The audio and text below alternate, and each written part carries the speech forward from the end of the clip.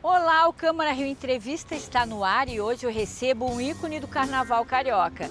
Ele fez história no Carnaval não apenas pela sua alegria contagiante, mas também por ter quebrado um padrão histórico com coragem e consciência. Foi o primeiro Rei Momo magro do Rio de Janeiro e é um incansável defensor e propagador do Carnaval brasileiro.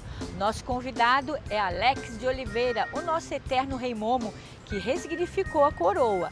Alex, que bom receber você para a nossa entrevista. E ainda mais nesse lugar aqui tão especial, né? No Sambódromo, na Apoteose. Diretamente da passarela de desfiles, onde eu tive a honra por mais de uma década de estar à frente do maior espetáculo da Terra. Isso não tem preço que pague. Muito me honra de ter tido essas oportunidades. Eu que sou amante e apaixonado eterno pelo Carnaval, me dediquei a vida inteira para que eu pudesse cada vez mais exercer meu papel da melhor maneira possível. E hoje nós vamos contar tudo aqui. Vamos contar tudo, tem muitas histórias. E antes da gente começar o nosso bate-papo aqui, vamos ver um pouquinho da trajetória do Alex de Oliveira, o nosso eterno Rei Momo.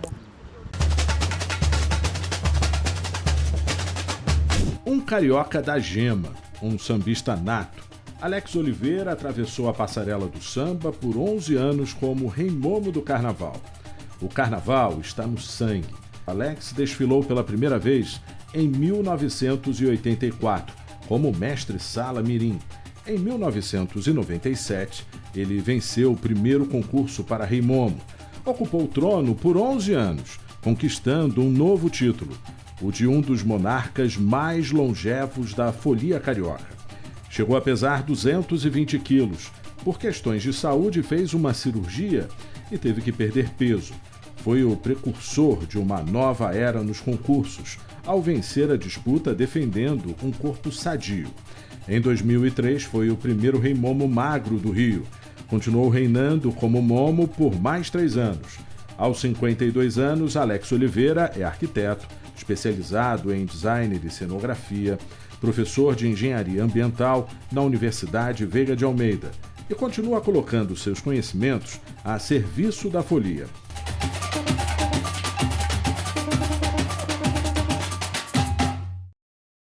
Bom, Alex, a gente acabou um pouquinho aí de ver a tua trajetória. Como é que foi essa sua trajetória de Rei Momo, né? Sim, na verdade era um garoto do subúrbio do Rio, fui criado no Engenho de Dentro. E meus pais não eram diretamente ligados às escolas de samba. Minha mãe era da Portela e meu pai era mangueira. Então já era uma guerra no dia da apuração. E um belo dia, em 1983, ainda não existia nem essa estrutura ainda de passarela dos desfiles. Ainda era uma Avenida Marquês de Sapucaí. Eu pedi que minha mãe me levasse na escola de samba, que eu queria que meu presente de Natal fosse o LP famoso das escolas do grupo principal, na época era grupo 1A, e que eu pudesse ir numa quadra. Ela falou assim, então tá bom, eu conheço muitas das pessoas na Portela, sou amiga da falecida tia Jacira. E o nome da sua mãe? Marli. Marli de Oliveira. E aí me levou, através do Jerônimo da Portela, eu era ainda mascote, né, porque era criança, eu tinha acho que em torno de 10, 11 anos. E aí ele sugeriu, olha, meu filho quer desfilar, mas agora, né, com essa idade é complicado, a gente não pode botar em aula de adulto. Então vamos fazer o seguinte, você dança direitinho? Eu falei, eu aprendo. Então coloca ele no grupo de escolas, no projeto de mestre sala e porta-bandeiras mirins, que a escola desenvolvia. E né? você tinha quantos anos nessa Tinha 11.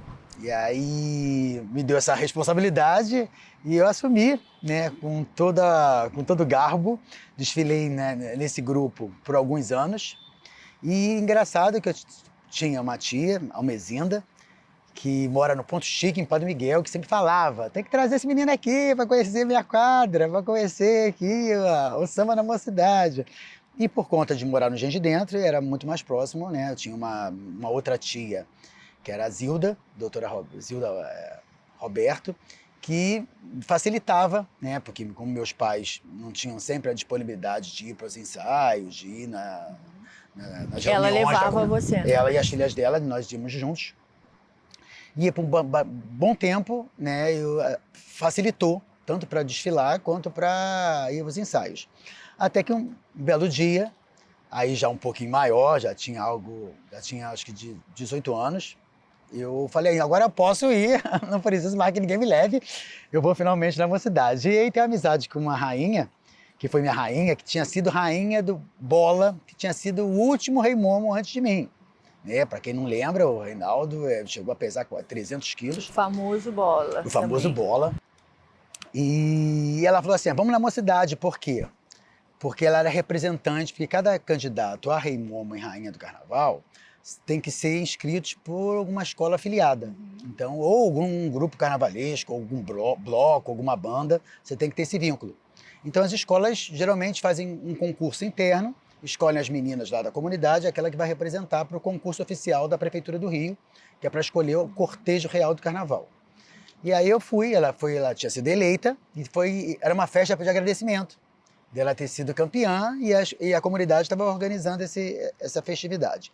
Ponto. Aí um belo dia, que eu tive essa honra e essa oportunidade de botar o pé na quadra da Mocidade Independente de Padre Miguel, e aí a estrela brilhou mais alto. Virou um eterno. Aí eu me sinto feliz ao longo desses anos todos, né? Daí no ano seguinte eu fui eleito pela primeira vez. Nesse ano que eu contei, foi o último ano que o Bola ainda estava presente aqui na Avenida, e eu fui eleito vice-rei momo. Infelizmente, de uma forma precoce, ele veio a falecer. E como o concurso acontece anualmente, no ano seguinte, eu tive, né, a oportunidade de estar à frente do carnaval. Me lembro que eu agradeço muito a ele, porque ele me ensinou. Isso foi em 96. 96 Isso. foi quando você...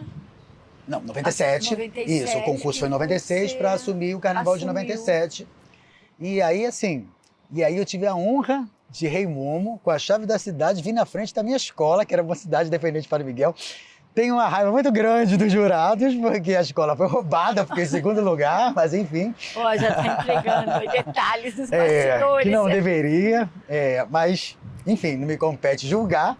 E ali para mim estava perfeito, e a partir dali começou minha trajetória. Na verdade, eu tive alguns contatos iniciais, ainda antes de assumir essa responsabilidade na Portela, porque minha avó morou por muito tempo em Quintino, no bairro do subúrbio do Rio, Quintino Bocaiúva, e tem um coreto em Quintino, que era muito famoso com carnaval de rua. Então, assim, acontecia os desfiles dos blocos de embalo.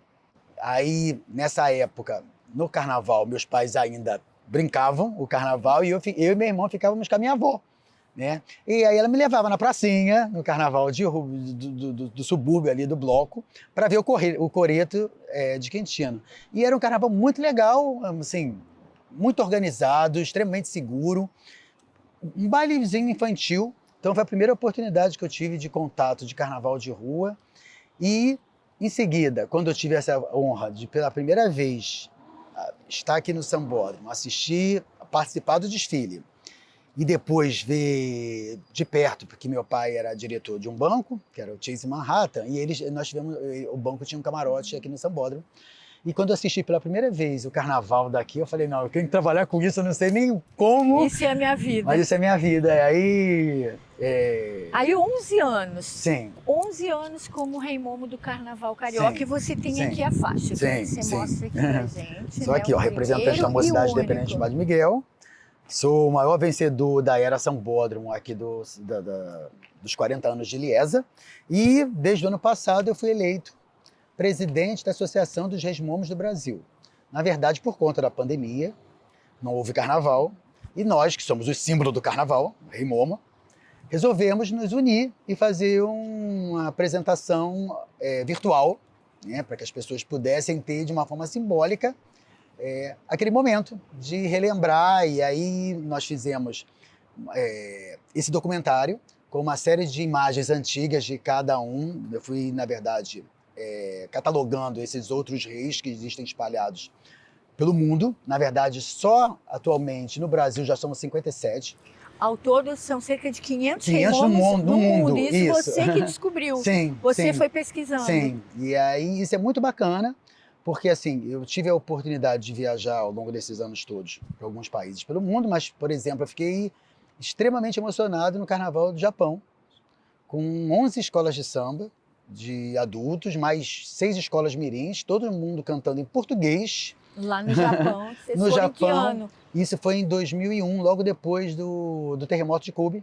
Então eles resolveram levar o Brasil para poder, numa turnê muito grande, fomos 200 pessoas daqui. Nós fizemos inclusive uma réplica da chave da cidade, levamos uns documentos em nome do prefeito para saudar lá a comitiva japonesa.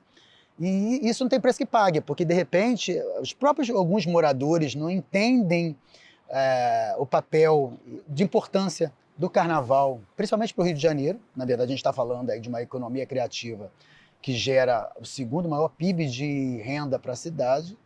E lá do outro lado do mundo, no Japão, as pessoas valorizam, cantam samba, e aí tem a escola em homenagem à Portela, outra em homenagem à Salgueiro, outra em homenagem à Mangueira, outra em homenagem à Beija-Flor. E isso é maravilhoso perceber que é do nossa mundo arte... inteiro, né? Sim. Essa arte vai para o mundo todo. Agora, Alex, a gente vai para o intervalo. Ah, tá bom, mas tem nós muita já história pra contar. voltamos com Teve mais perrengue também no Japão. hein? Olha, então fica ligado que tem mais histórias aqui. Até já!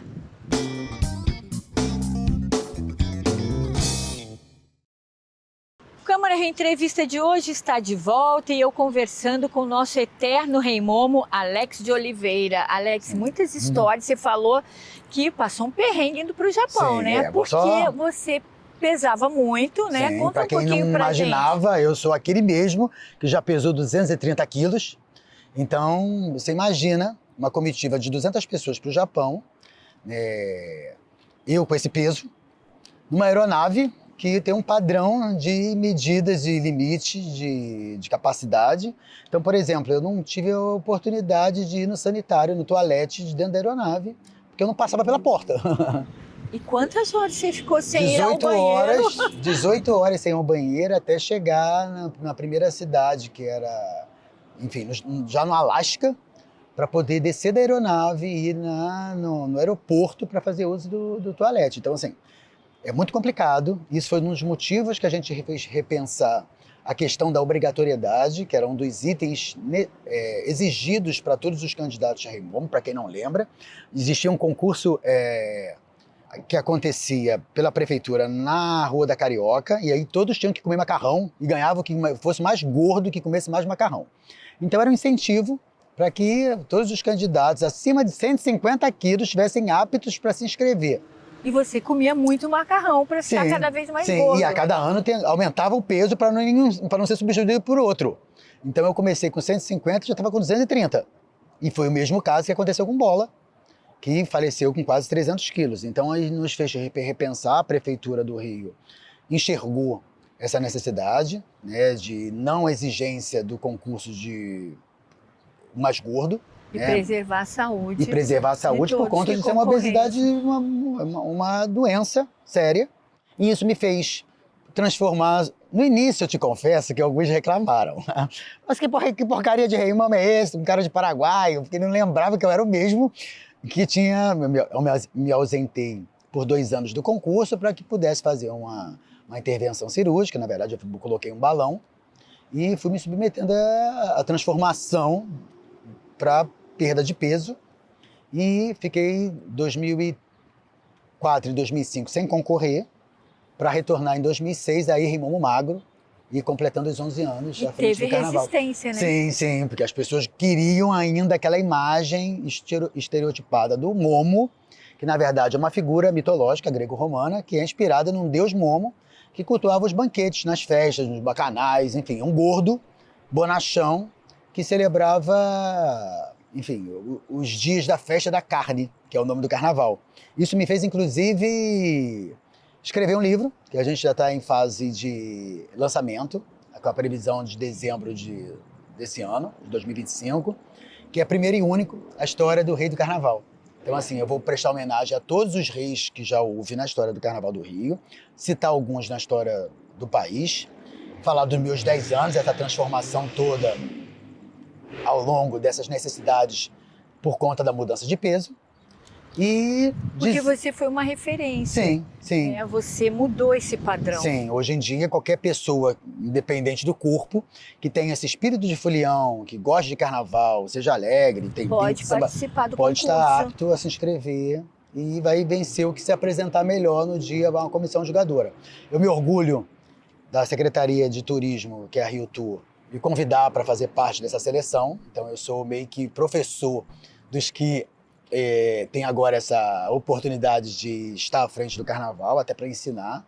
E isso é um orgulho muito grande. Então, assim, eu posso dizer que ao longo de todos esses anos eu fui construindo uma imagem, uma profissão em função do carnaval. Então, paralelo a essa atividade de Rei Momo... Isso mudou a sua vida, sim, realmente. Isso mudou minha vida. Aí eu fui estudar desde aquele dia, aquele garotinho veio aqui, viu o desfile no Sambódromo. Eu fui estudar arquitetura, que me falaram que era um caminho para eu poder trabalhar, atuar nas escolas de samba. Aí depois dessa graduação de arquitetura, me especializei em cenografia. E por fim, um mestrado em engenharia ambiental, porque a gente precisa ter consciência, o carnaval produz muito lixo que precisa ser, enfim, reciclado e ter um resíduo disso de uma forma correta.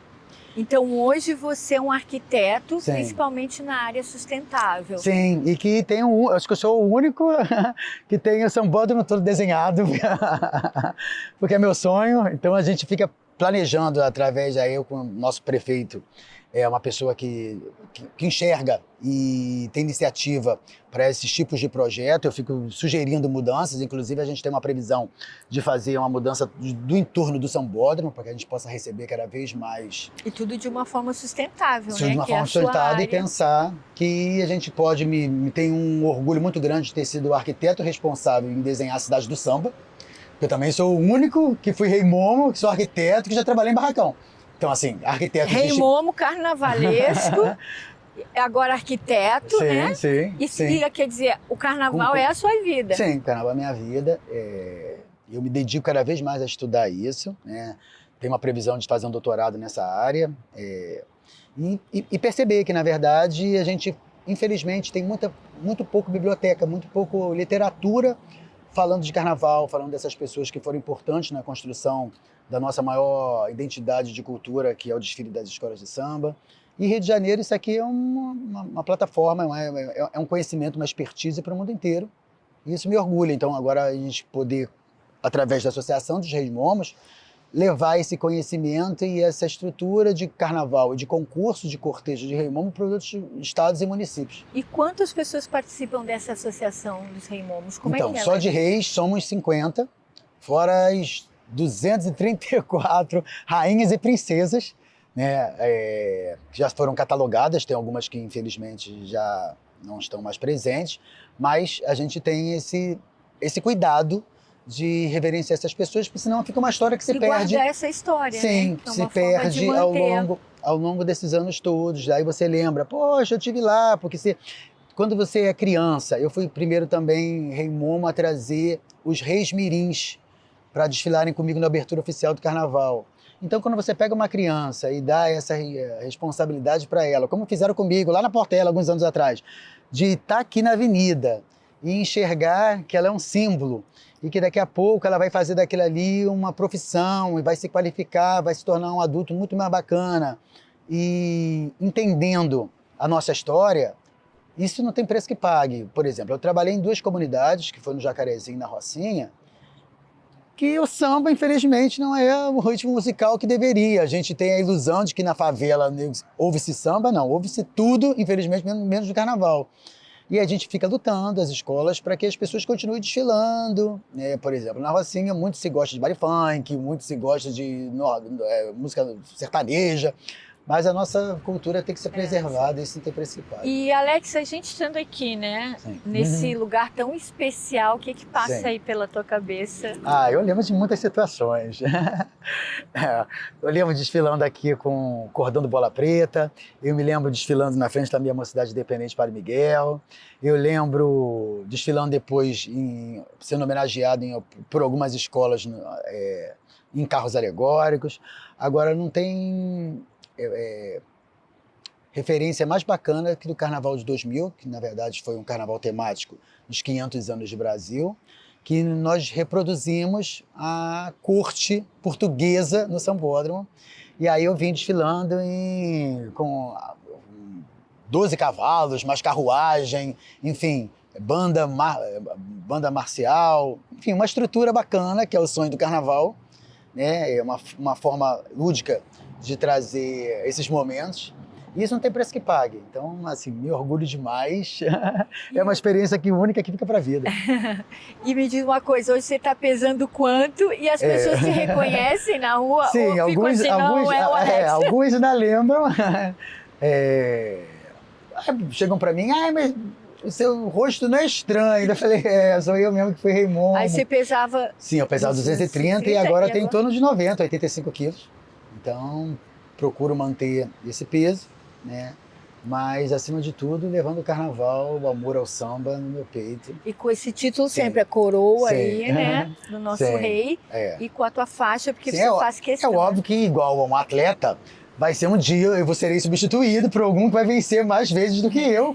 Mas, por enquanto, a gente só tem, acho que, o máximo de 5 títulos para um vencedor, então ainda faltam pelo menos 6 ainda para alguém me superar.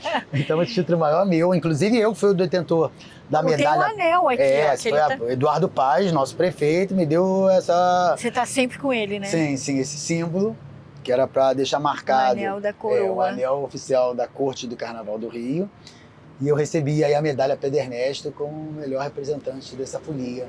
Então isso, assim, é um orgulho muito grande. Com certeza. E qual é a mensagem que você deixa aí pra gente encerrar essa entrevista maravilhosa? Então, sou suspeita a falar, mas eu queria que todos vocês que estão nos assistindo possam vir pelo menos uma vez aqui no Sambódromo. Se você não tiver condições de repente, de comprar o ingresso, venham aos ensaios técnicos, que acontecem a partir de janeiro, aqui todos os finais de semana, todos os sábados e domingos de janeiro e fevereiro, que antecedem a folia. Isso aqui é totalmente disponibilizado, 100% de uma forma gratuita. E é um encontro muito grande das pessoas que amam carnaval. E se você nunca teve a oportunidade, venham ver o porquê de ser o maior espetáculo da Terra. Isso não tem preço que pague. Tá bem, Alex, super obrigada pela entrevista. Adorei de novo o nosso encontro. Imagina, eu que agradeço. Câmara muito obrigado pela oportunidade. Vamos embora para a folia, que essa é a hora do bem. Muito obrigada a você que nos acompanha e lembrando que você pode assistir este e outros programas no nosso canal da Rio TV Câmara no YouTube. Tchau, até o próximo programa. Tchau. Tchau, tchau. Saudações carnavalescas.